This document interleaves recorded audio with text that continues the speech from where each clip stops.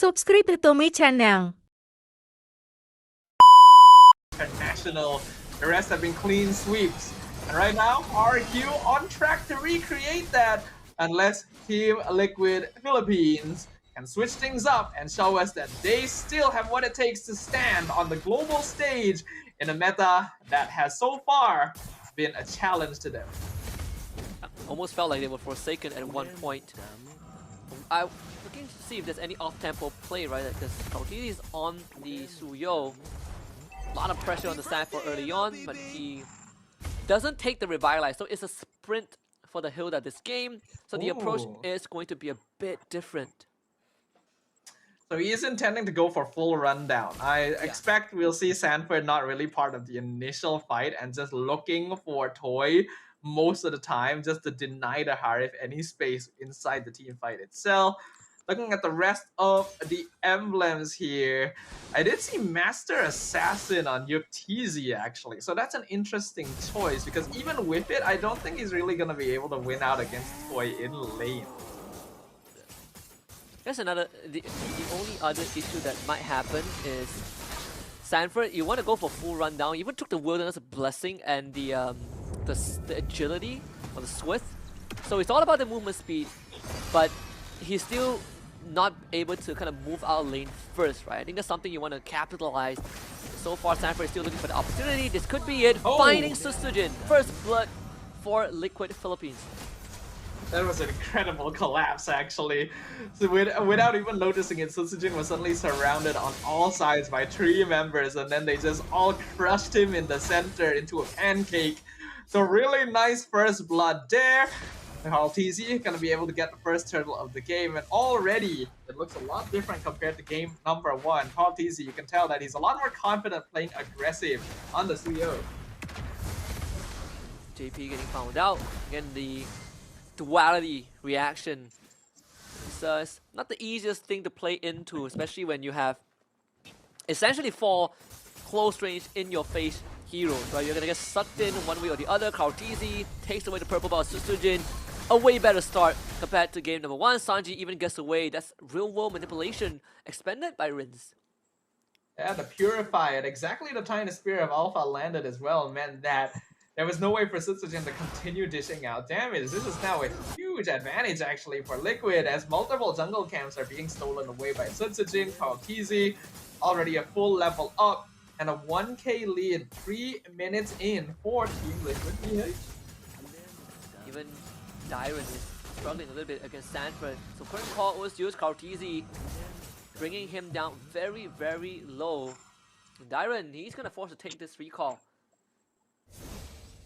Even though on paper, RQ should have pretty solid side lane priority, you can see that Liquid have been taking great lengths to make sure that they're not able to play off of it, and now actually regaining control over the other sides of the map. It's actually becoming difficult for RQ to roam around and create space the same way they did in game number 1, so this is now time to try and make a shift in priority. RQ has a very powerful team fight with Tigreal and Eve, so making sure they're able to group up and keeping the lanes stuffed out so that they can all be part of turtle fights should be a little bit more effective for them. The fact that we said that RQ Hoshi has kind of strong side lanes, and right now it doesn't matter as much. But this second turtle is going to be important, right? Like Susujin is a level behind Kautizi. JP is going to constantly look for an opportunity. They flicker implosion, but it really doesn't matter. Turtle still goes over the Team Liquid Philippines and the AOG into a divergent play to the back line. RQ Hoshi getting boxed in from multiple angles. Another 2 kills for Team Liquid PH. Team Liquid definitely feeling themselves now. The flicker implosion, like you pointed out, onto Kautizi specifically to make sure that he couldn't retry, and he still was able to get it. The timing was just slightly off because the rest of Team Liquid was breathing down Susujin's neck. Dyron now in some trouble again. The Vengeance keeping him alive for a little bit, but not long enough. Even the curtain call is not able to save him. So that's the 4th kill for Team Liquid PH. So it's starting to become a bit of a problem. Your strong lanes are getting collapsed on. Susujin against Kautizi. Kautizi blazers away. So no shutdown for Susujin. And this is why I was thinking that it was probably not a good idea to give the Suyo away the same way you did Joy. This is a hero that enables a lot more counterplay. And Enoch just blows up so much global presence from this team composition on Team Liquid. Immediately the diversion onto Toy. Wanted to go for a Spear of Misery, but Toy able to dodge it in time. Still, they bring Sanford in, so Toy is still forced away from his own tier 1. They want to collapse onto Sanford, drop the curtain call, and the real world manipulation. Sanford just press the sprint. He's out of there. Top tier 1 falls. Yeah, the sprint is very good at getting out of these particular forms of crowd control. RQ actually in a lot of trouble here. Even in game number 1, when Liquid was behind a lot of the time, RQ only really had a 1k net worth lead, and now, 6 minutes in, Liquid has 5 kills, 4k gold advantage.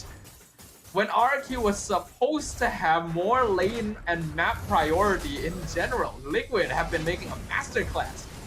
Enoch is straight up dead, but he's gonna try and take Sanford with him. Implosion committed. Sanford surely is gonna go down. JP with the AOG, Susujin the next target. Oh my goodness, the duality is too much. Yuktezi wants to commit further, but finds no angle. So still at the end, Liquid Philippine, they find 2-4-1. Loi is a pretty classic Sanji hero. It's been a long time since we've gotten to see him play it on a stage like this, but I am very happy to see it. And you can tell just how much it's enabling Team Liquid. They can rotate around very aggressively. Even if they make mistakes in terms of movement, a single diversion will instantly correct it and bring them right into the heart of the action. And RQ has a lot of heroes that ideally need a couple of items under their belt before they're able to really start oppressing their opponent. Liquid not giving them the opportunity to do so, it's slowly tightening the vice grip across the map. Holy cow, one duality is half of Rince's health bar. That's just low Yi gameplay for you. It's just, yeah, it's low in a nutshell. And you proc the Little Ignition just like that. So easy. So that's gonna be Queen's Wings next, I think, for Susujin. It does look like it. He ideally needs something to survive. Diversion, once again, they're looking for Toy. Toy is so dead. He is actually just, he's helpless. This Loi Yi has been enabling Liquid so much. It's not just the diversions, it's just straight up the damage from Sanji that RQ is not ready for. They're at least able to secure the buff here. Not stolen by Liquid, but Kaltizi isn't even in the area. Look at how much damage he does to Dyron. Just AOG past the tier 1. Dyron is dead despite having the Vengeance. JP will be sacrificed. Great RWM. They're gonna catch Sanford in the crossfire, but Sanford has to sprint. He gets out. Kaltizi just casually walks out of the RWM. So 1-for-1 trade, but still Liquid, they have a 7k goal advantage. This is a completely different team from game number 1. I did mention, right? Pick a composition, play gameplay that feels more Liquid. And if you ask me, this is feeling a little bit more classic Liquid in general. Like the aggression around the map, the coordination, the movements, the ganking, the insta-kills. Feels very classic. And it's good to see it. RQ, will they be able to adapt to this? Because Team Liquid has definitely surprised them here. They went into this draft with a certain degree of confidence. They were willing to let the Suyo through because they figured they could control it the same way they did Joy in game 1. And Kaltizi has shown them that that was a mistake. Big mistake. But it's BOD, that's the snore of the game. Looking to further accelerate the gold lead. E-Dog, unlike game number 1, wasn't able to do too much. Oh, they're looking for Susujin. They're looking for Susujin. He has no idea. Spell of Alpha to disengage, but we'll have to give away the purple buff. Sanji is so on top of things whenever he's playing Loi. One of the first players to really show how aggressively diversion could be used on the Land of Dawn. And RQ now on the receiving end of this. If we do end up going to a game number 3, I feel like this is a hero they have to respect somewhat alongside the Suyo, because Kaltizi does seem a bit more comfortable this time. First Lord of the game pushing up bottom lane shouldn't apply too much damage, but RRQ are really far behind in itemization. Feels like this game, if Liquid wins the next fight, this game probably just ends right then and there. RQ Hoshi needs so much more time, for Rins and Toys, especially Rins, to even come close to a stage where he can start being a big threat. This has been a very unexpected result. I actually was a fan of the draft here. Oh, Suchujin trying to engage. Gets pinned to the wall. Clears out the Lord in the process. I mean, all this considered pretty good defense, right? Basically resetting every single wave, so RQ Hoshi still keeps all inhibs alive, but they are facing down a close to 10k goal advantage for Team Liquid Philippines. It's going to take a bit of a pause as we try to figure out what the issue was. But I mean, Kind of slips the mind a little bit, and then it just falls apart a little bit.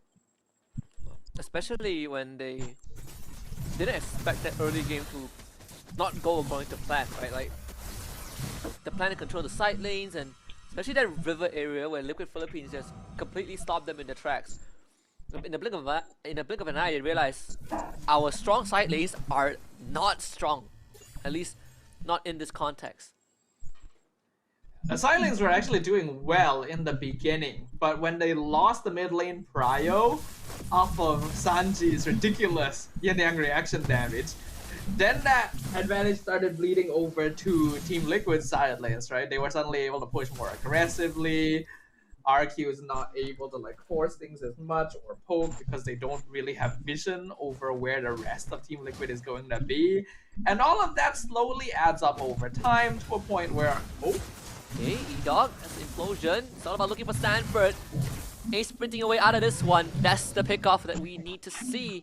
Now RQ Hoshi again, they buy some time for themselves. Without Stanford for another half a minute, Liquid Philippines, they're going to be down one member. But of course, RQ Hoshi had to expend 3 ultimates and a flicker for that play. at the very least, it brought Toy up to his holy crystal timing. You're not going to get scouted. He's just getting blown up. Like this Tigreal does not feel like a tank at all.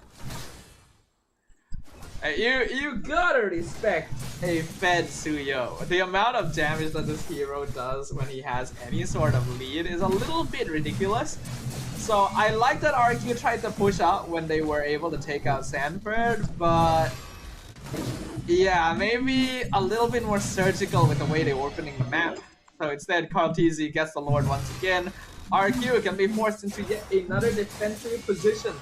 It felt a bit sloppy that E-Dog was so far ahead, but no one else was actively checking the map, right? Like, you would expect Rins to help out a little bit, but he wasn't in position to do so.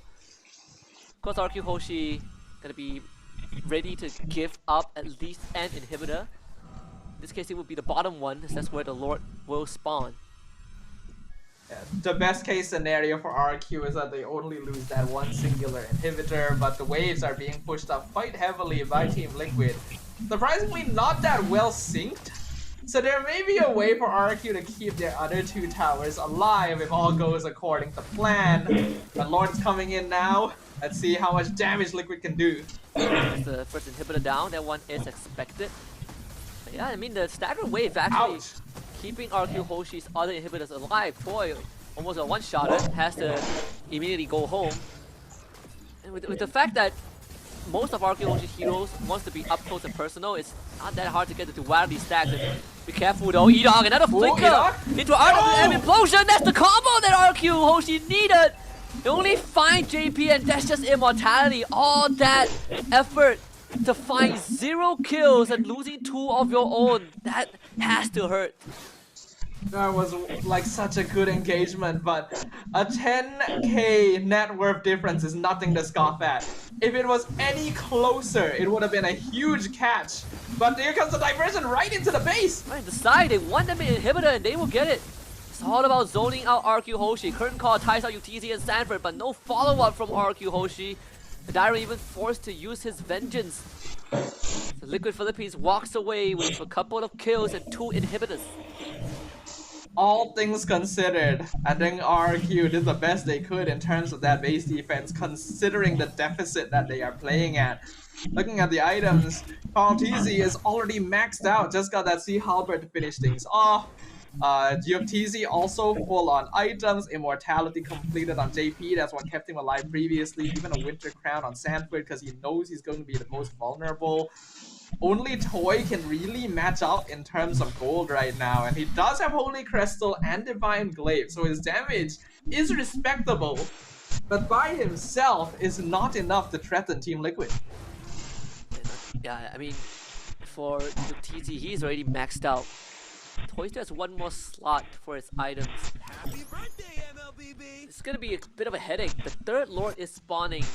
This could be the end game for Liquid Philippines if RQ Hoshi can't find a way to remedy this.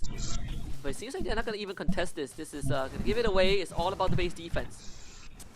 Yeah, honestly, I think playing for the base defense is a much smarter idea coming in for RQ here. Diversion not gonna be taken. Rins did actually just complete his Wishing Lantern, so that's also a very important item power spike for the team.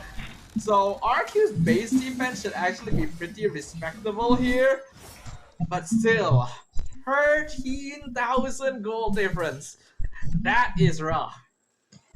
You know that you are just unfairly ahead when the dream combo doesn't result in any loss of life. This loss should be easily taken care of by the damage that RQ Hoshi has. Sanford is doing so much damage to the current call. Oh, Yuktz caught out, able to zone himself away. The Lord needs to be taken care of.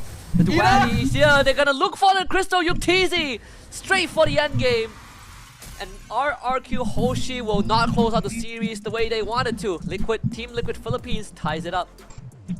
Gotta give props to Yuktz. Eyes on the prize the entire time. RQ was trying to stop him from hitting Crystal, but the Lord was already on top of it, and it was a very slow but steady